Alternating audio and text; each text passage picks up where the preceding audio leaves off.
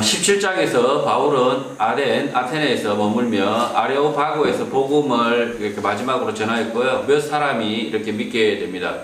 1절, 그 후 바울은 아테네를 떠나 고린도로 들어갑니다. 2절, 바울은 본도에서 태어난 유대인 아굴라를 만나게 됩니다. 본도는 북동쪽 흑해에 인접하고 있는 지역입니다. 아굴라는 글라우디오 황제 때 모든 유대인은 로마에서 떠나라고 했을 때 아내 브리스길라와 함께 이탈리아로부터 새로 왔다고 합니다. 그러니까 브리스길라와 아굴라라고 성경에서 자꾸 이렇게 설명을 합니다. 그러다 보니까 원래는 아굴라인데 아굴라가 남편이고 브리스길라가 부인이에요. 근데 이제 자꾸 우리가 성경에 표현할 때 브리스길라와 아굴라라고 이렇게 자꾸 표현합니다. 그래서 브리스길라가 남편인가 생각하는데 아니고요. 부인이고요. 아굴라가 남편입니다. 브리스길라와 아굴라. 예. 자, 3절, 바울이 고린도에서 그들을 만나 생업을 같이 합니다. 함께 살며 동업을 하는데 그 생업은 천막을 만드는 일이었습니다. 바울이 원래부터 천막을 만들지는 않았을 것입니다. 아굴라가 생업이 없는 바울에게 권했을 수도 있고요. 아니면 둘 다 천막 공장에 취업을 했는데 같이 만났을 수도 있습니다. 어쨌든 아굴라가 생업을 이렇게 하고 있는데 바울이 함께 한 것, 이렇게 같이 한 것으로 생각됩니다. 앞서 제가 말씀을 드렸듯이 전도하는 것이 직업이 될 수 없습니다. 장로, 집사가 직업이 아니듯이 목사도 직업이 아닙니다. 목사도 직업을 가지는 것이 바람직합니다. 교회 안에서 목사가 설교하는 봉사를 한다면 직업은 사무직이 아니라 생산직에 종사하면 보완적일 것입니다. 정신적 스트레스도 덜 받고 일터에서 만나는 사람들도 만나 이야기도 하면서 성도들의 삶을 더 잘 이해할 수 있을 것입니다. 교회 안에서 설교를 맡았다고 하여 특별할 것이 아무것도 없습니다. 본인도 예수 앞에서 어리석은 양이고요. 말씀을 전하면서도 자신도 그 말씀을 깨닫고 순종하려고 노력해야 합니다. 계획주의 교회에서 복음을 전하는 것은 직업이 되지 않고 모든 사람이 해야 하고 말씀을 가르치는 것 또한 직업이 되지 않고 봉사에 지겨야 합니다. 받은 말씀, 깨달은 말씀을 나눠주는 일이 직업이 되고 생계가 된다면 그 설교는 반드시 왜곡될 수밖에 없습니다. 그렇다면 분업화된 사회에서 목사, 말씀, 선생들의 생계는 어떻게 해결해야 하나라고 했을 때 제가 가장 바람직하게 생각하는 것은 일정한 직업을 가지는 것이고 일시적으로 선교나 전도 등의 일이 생겨 생계가 문제될 때 교회가 헌금으로 그 전도와 선교에 참여하는 것입니다. 예수온 교회는 늘 성도가 늘어나더라도 직업 목사를 두지 않고 각자 재능에 따라 사역을 나눠 맡고 함께 말씀을 듣고 대화하기가 어려울 정도로 숫자가 많아지면 반드시 그 지역 또는 국내, 해외에서 전도 설교를 할 수 있도록 설교를 맡은 사람, 말씀 선생들을 중심으로 나눠야 합니다. 안디옥에 흩어져 있는 교회들이 바울과 바나바를 전도인으로 파송을 했던 것처럼 협력할 수 있는 교회 연합이면 충분한 것입니다.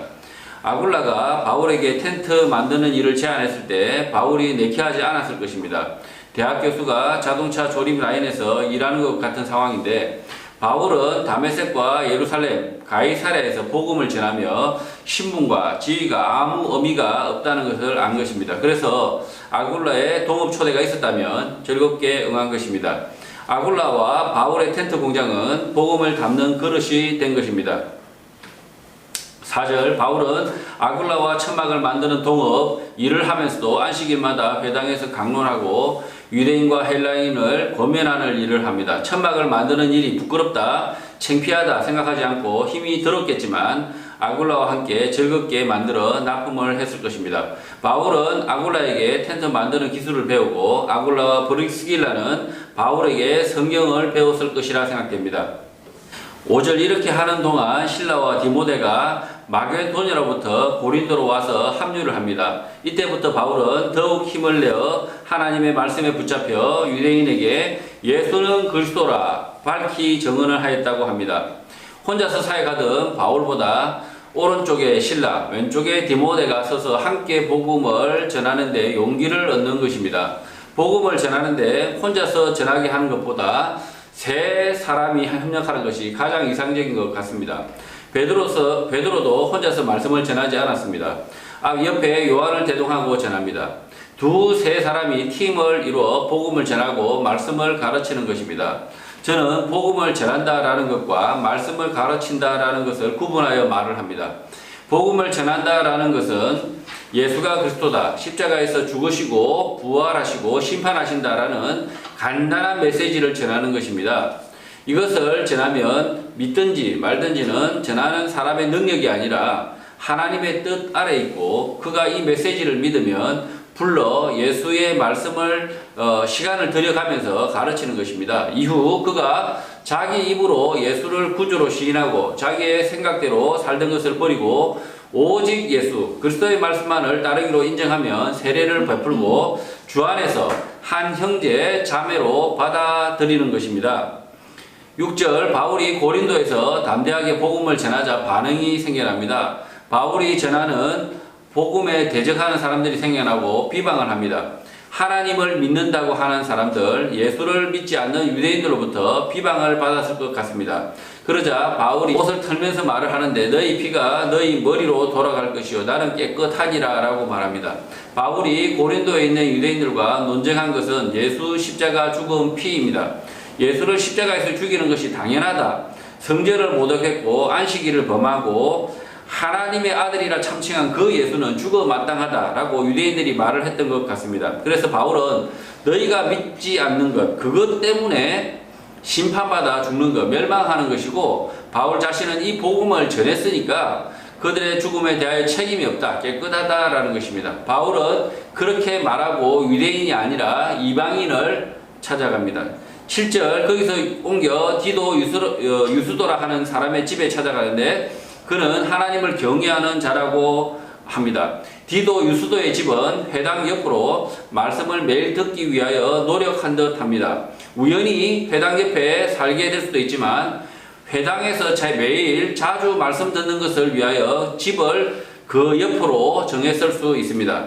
삶의 무게 중심이 편하게 사는 것, 안락하게 사는 것이 아니라 말씀을 듣고 그 말씀대로 사는 것에 무게 중심을 옮긴 것입니다. 예수원 교회도 회당, 이렇게 집회 장소를 만들고 그 장소를 중심으로 옹기종기 모여 사는 것도 나쁘지 않을 듯합니다. 8절, 바울은 이 회당에서 말씀을 전하는데 회당장 그리스보가 온 지방과 더불어 주를 믿게 됩니다. 그렇게 되자 수많은 고린도 사람도 듣고 믿어서 세례를 받게 됩니다. 9절, 바울은 고린도에서 말씀을 더 전해야 할지 또 떠나야 할지 고민을 했던 것 같습니다. 그러자 밤에 주께서 환상 가운데 바울에게 말씀을 합니다. 두려워하지 말며 침묵하지 말라 라고 말합니다. 10절, 내가 너와 함께 있으니 어떤 사람도 너를 대적하여 해롭게 할 자가 없을 것이니 이는 이 성중에 내 백성이 많기 때문이다 라고 말씀을 합니다. 바울의 고민은 복음을 용감하게 이렇게 전하면 대적하는 사람들이 생겨나 앞에 쓴 것 같이, 앞에 전에도 막 쫓겨났잖아요. 앞에 쓴 것 같이 쫓겨나게 됩니다. 반대로 조용히 있으면 쫓겨나지는 않지만 믿는 사람들과 이렇게 잘 지낼 수는 있지만 몇 사람에게만 한정된다는 문제가 있는 것입니다. 이제 그런 문제로 고린도에서 용감하게 복음을 전하다 쫓겨나야 할지 아니면 조용히 침묵하면서 있어야 할지 고민을 했던 것인데 주께서 환상 중에 말씀을 하신 것입니다. 용감하게 전도하고 설교를 하더라도 쫓아내지 못한다. 그 이유는 이 성중에 내 백성이 많다는 것입니다. 바울을 배척한 사람들은 하나님을 사랑한다는 유대인들입니다. 바울이 괴로운 이유가 이들도 하나님이 선택한 사람, 유대인이라고 하는데 있습니다. 차라리 하나님을 모른다는 사람들로부터 박해를 받았으면 덜 괴로웠겠지만 할례가 없다, 율법을 안 지킨다, 그런 이유로 복음을 들으면 안 된다라고 박해를 받은 것입니다.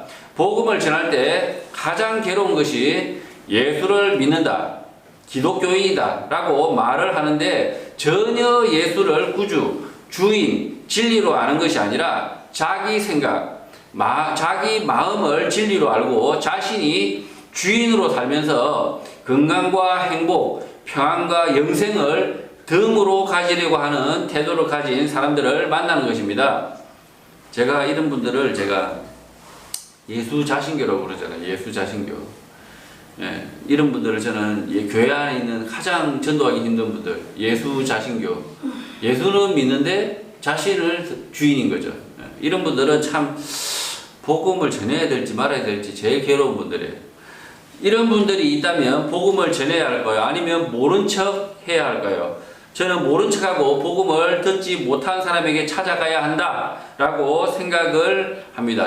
그가 어느 순간 복음의 참 의미를 깨달아 자기 생각을 완전히 버리고 예수님의 말씀만을 쫓더라도 그것은 전적으로 하나님의 손에 있는 것입니다. 바울은 고린도에서 이런 사람들의 방해를 받지 않고 복음을 전할 수 있게 되는데 그것은 그들이 착해진 게 아니라 하나님의 택정한 백성이 많기 때문이다 라는 것입니다. 이렇게 보면 오늘 한국이 평화와 번영을 누린다면 그 이유는 아직 주의 복음을 들어 믿을 자가 많기 때문입니다.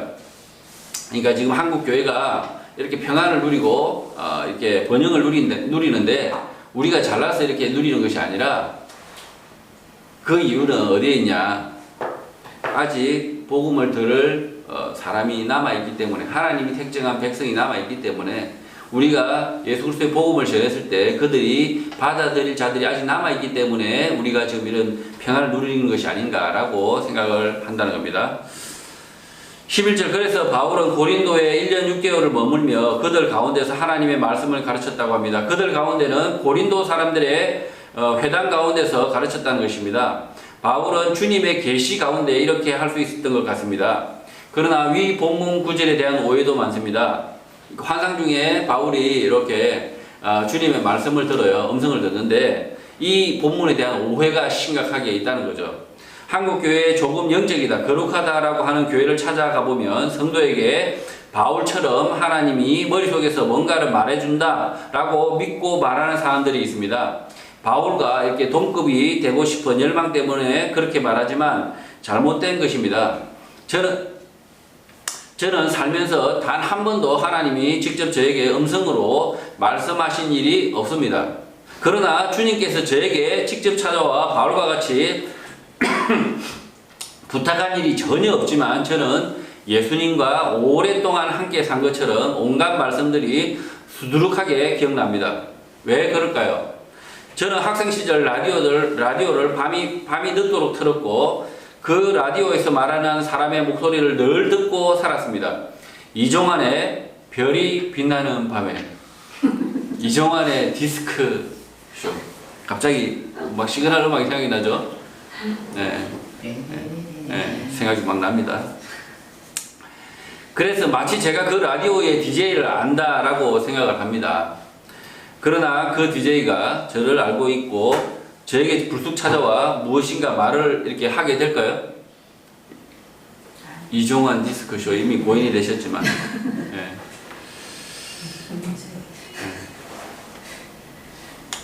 라디오와 다르겠지만 우리는 하나님의 음성을 성경을 통해서 늘 듣습니다.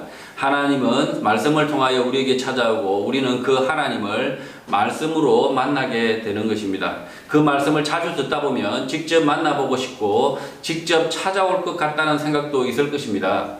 그러나 그러한 것이 자연스러운 것이겠지만 직접 만나지도 않았는데 만났다, 직접 말씀하는 것을 듣지 않았는데 들었다라고 하는 사람들 가운데 거짓말쟁이가 수두룩한 것입니다. 예전에 제가 어느 선교단체 제8월 집회에 참석한 적이 있었습니다. 하나님의 음성 듣는 방법이라고 해서 믿는 사람들이 함께 눈을 감고 기도를 하면 하나님이 말씀을 하신다라고 가르치고 여럿이 기도를 한 후에 각자 하나님이 무엇이라 말했는지 말해보라고 했습니다. 조장이 그렇게 이야기했다는 거죠.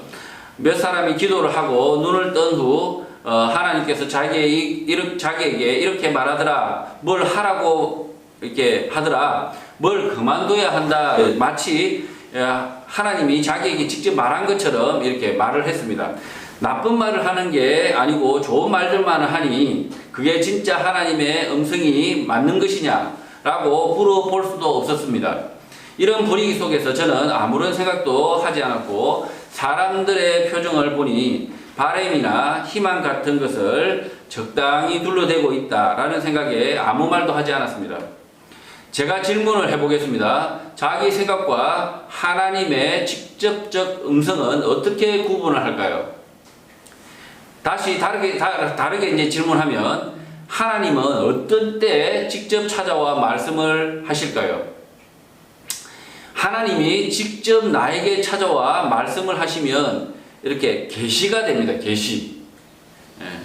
그런 계시가 이렇게 나에게도 주어질까요? 하나님이 기도할 때마다 나에게 찾아와 이렇게 저렇게 말씀하신다라는 표현은 직통 계시에 가깝습니다. 교회 안에서 뉘앙스만 이렇게 누구리더러 말할 뿐 직통 계시를 아무렇지 않게 말하는 그 사람이 많은 것입니다. 문제가 아주 심각하고 많은 것입니다. 성경 말씀을 보면 우리가 누구인가, 우리에게 이 말씀을 전한 사람은 누구이고 우리는 누구에게 이 말씀을 전하게 되는가라는 것을 금방 알 수가 있습니다. 그래서 이런 나에게 하나님이 직접 찾아와 말씀하지 않는 것, 직통 계시가 없는 이유, 하나님이 직접 찾아와 말씀하지 않는 이유를 알아야 하는 것입니다. 우리는 바울 사도를 통하여 복음을 들은 사람들, 그 사람들을 또 통하여 복음을 전해받은 사람들, 그 사람들의 믿음의 후손들을 통하여 전해받은 자들입니다.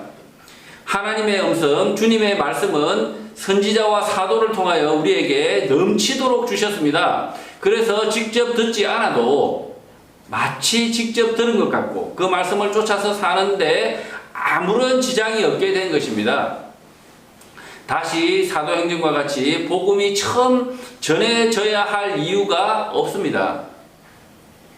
그래서 엉뚱하게 하나님이 이렇게 말씀하셨다, 저렇게 말씀하셨다라고 무당 점치듯 말하는 사람들의 말에 귀 기울일 필요가 전혀 없는 것입니다. 하나님의 말씀, 음성은 성경을 통하여 넘치도록 듣고 있고 굳이 따로 직통 계시를 받을 이유가 전혀 없는 것입니다. 직통으로 계시를 받는다라는 사람들은 빨리 피해야 할 사람들입니다. 어젯밤에 제가 열심히 기도하다 보니까 하나님이 저에게 이렇게 여기 와서 설교하라고 이렇게 말씀을 하셨어요. 마치 이렇게 말하면 거룩한 것처럼 보이죠. 사기꾼입니다. 사기꾼. 예. 말씀한 적 없어요. 그렇게. 하나님께서 제가 여기 자리에서 봉사하게 하는 것은 제가 저에게 믿음을 줬고요. 하나님의 말씀을 주셨잖아요. 그래서 먼저 믿었고 깨달은 그 책임을 다하는 겁니다. 저는. 저에게 이 믿음을 주신 이유는 이렇게 봉사하라고 주셨구나. 하나님의 그 말씀을 제가 하나님의 말씀으로 받았기 때문에 제가 여기서 아무 살해 안 받잖아요. 그런데 열심히 온 걸 준비하잖아요.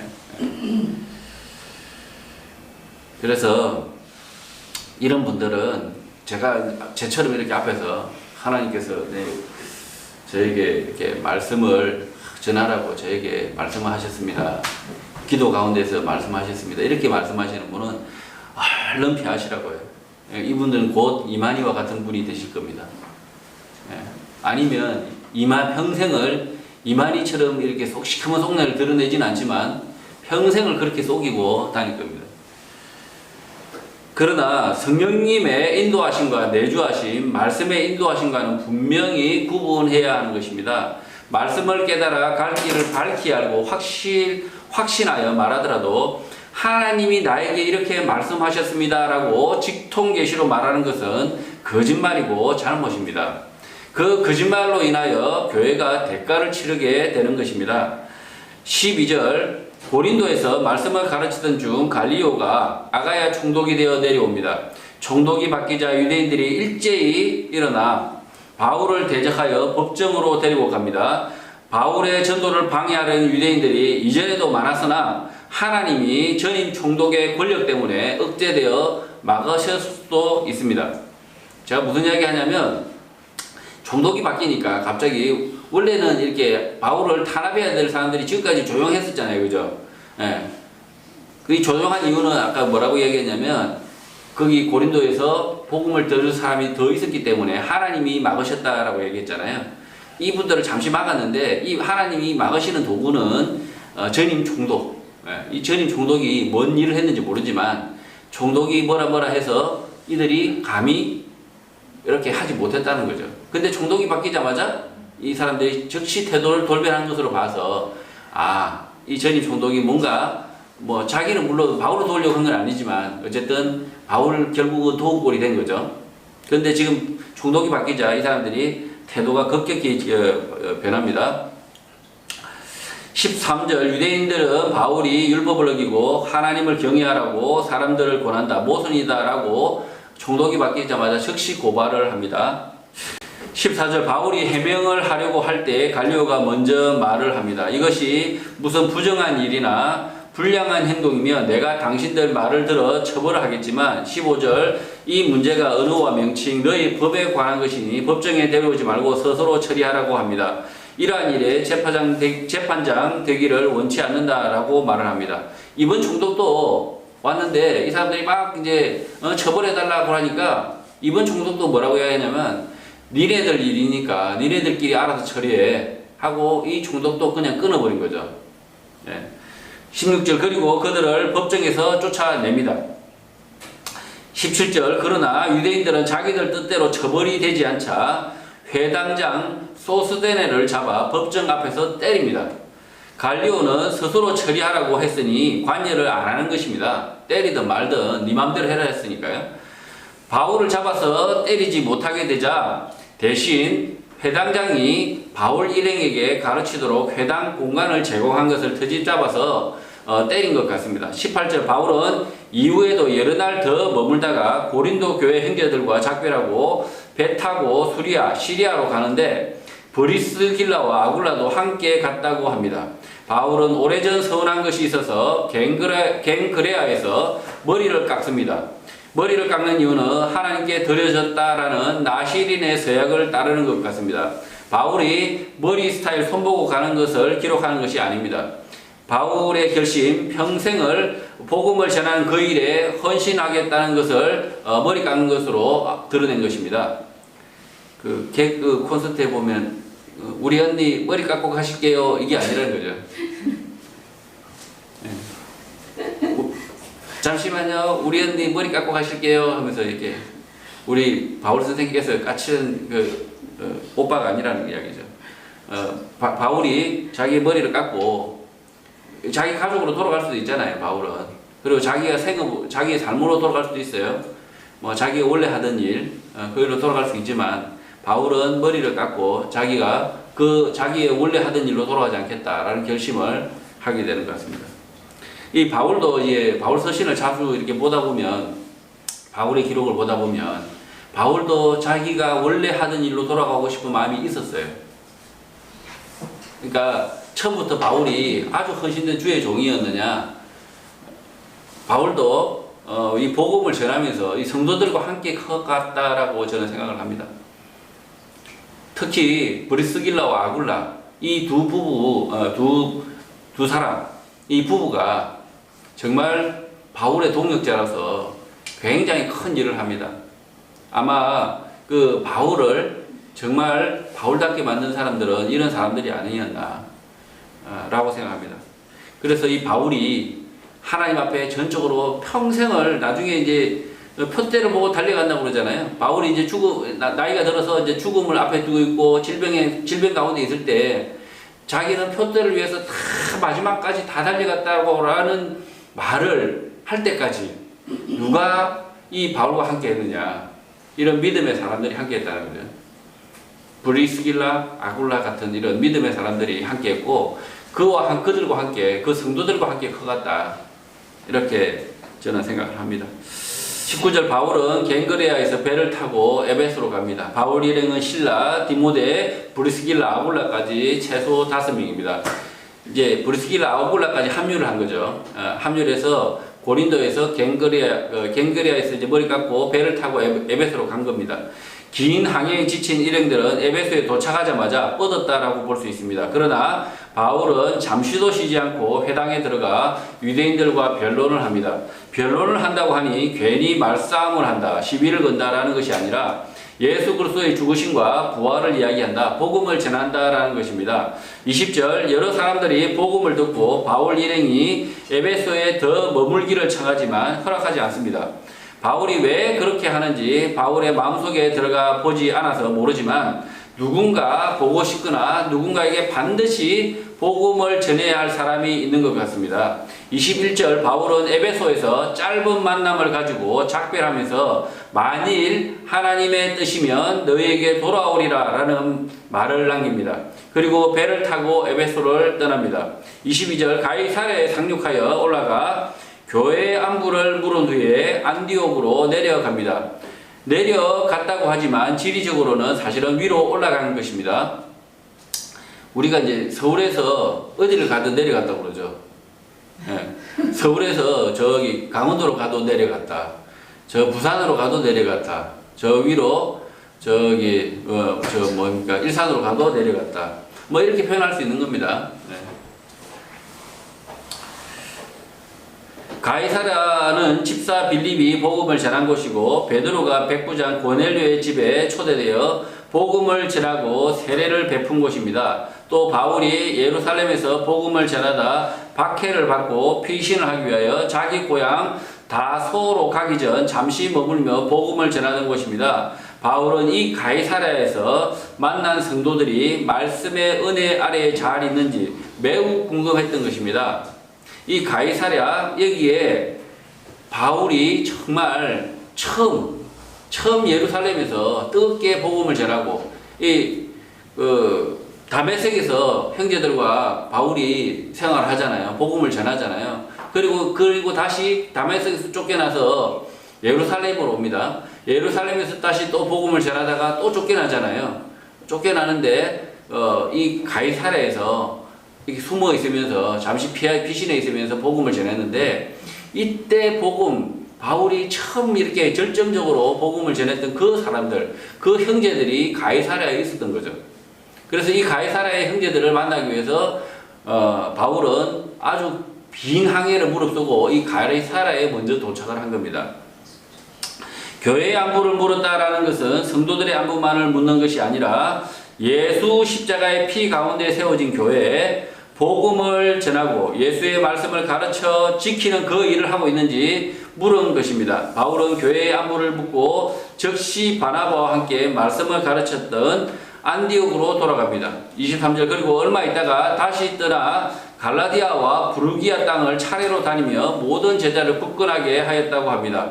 예수를 믿고 예수 그리스도의 말씀을 쫓아서 살겠다라고 결심하고 날마다 모여 말씀을 되새기며 그 말씀을 쫓아 사는 그 일을 잘 하는지 살폈을 것입니다. 또 복음을 전하고 예수님의 말씀을 가르쳐 지키게 하는 그 일을 잘 하도록 격려를 했을 것입니다. 24절 바울의 이야기는 끝이 나고 유대인 아볼로가 등장을 합니다. 알렉산드리아 출신인데 에베소에 이사를 온 것 같습니다. 이 사람은 언변이 좋고 성경에 능통한 자라고 소개합니다. 하나님은 사람을 다 다르게 이렇게 창조하십니다.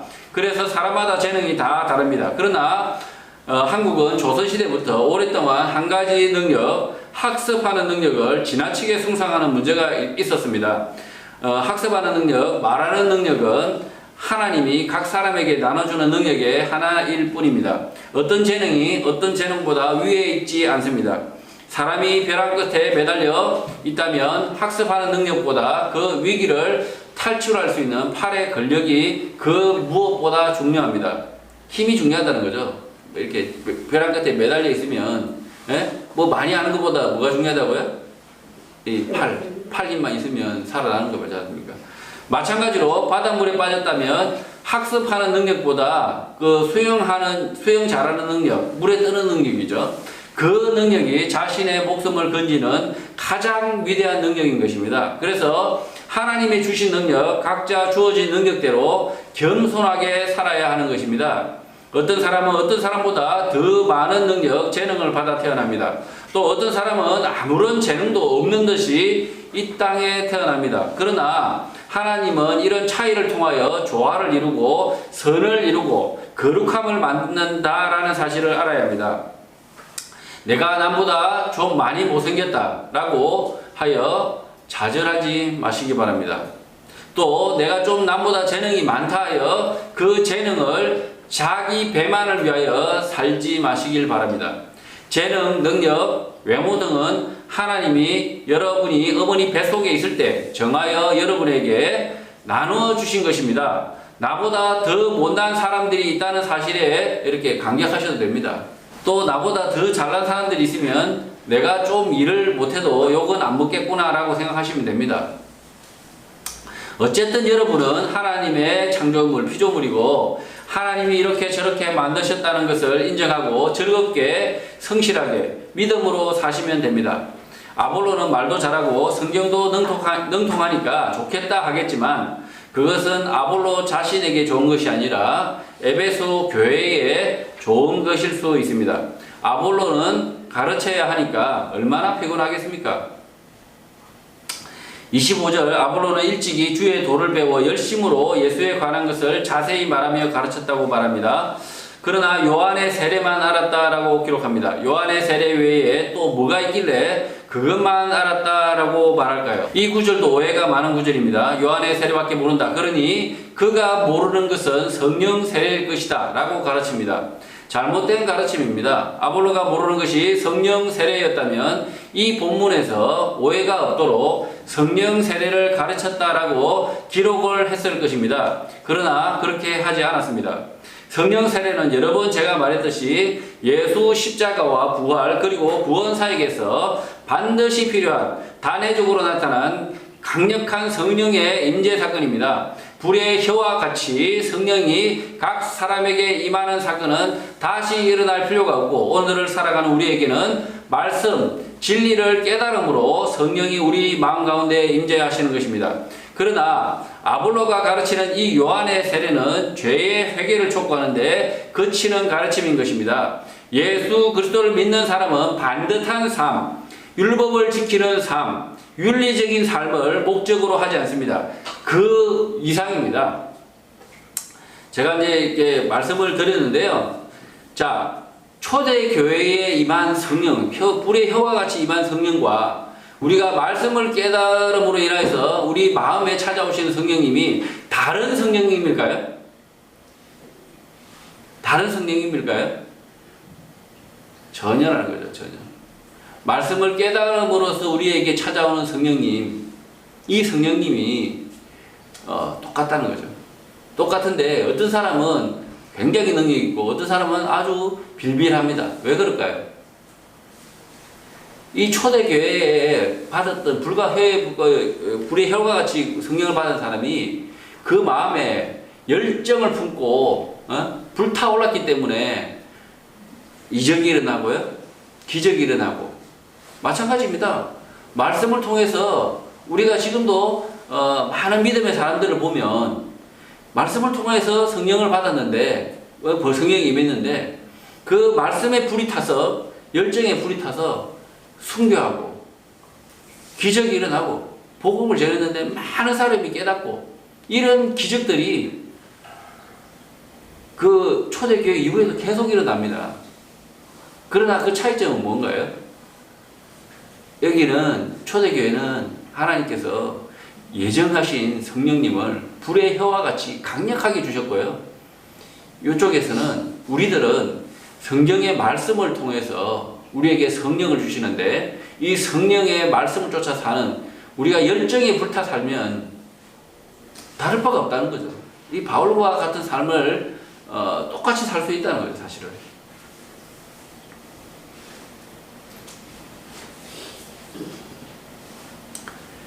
그래서 저는 하나님의 말씀을 깨달음으로써 우리가 성령을 던지는데 이것이 어떤 윤리적인 삶, 이렇게 자기의 율법을 지키는 삶에 그치지 않는다. 그 이상이다라고 말씀을 드리는 겁니다.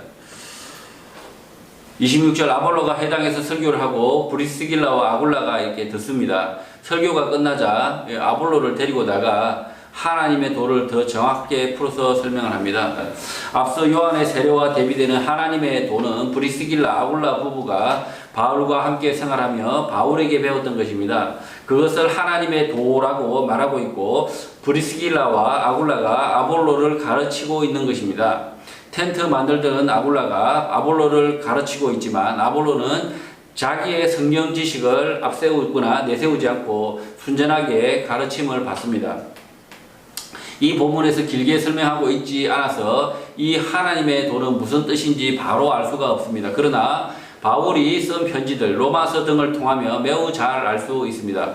사람은 태어나고 반드시 죄로 인하여 죽지만 오직 예수 그리스도를 믿음으로만 구원의 삶, 영생의 삶 속으로 들어가 살 수 있다라고 말하는 것입니다. 경건한 삶과 반듯한 삶, 윤리적인 삶이 사람을 구원하지 못하고 오직 예수 그리스도를 의지함으로 믿음으로 구원을 얻고 자신의 생각을 버리고 예수 그리스도의 말씀을 쫓아서 사는 삶을 선택할 때 자유하게 되고 하나님의 나라를 살게 된다는 것입니다. 27절 아굴라와 브리스길라의 개인 과외가 끝이 나고 아볼로는 에베소에서 아가야로 가고자 합니다.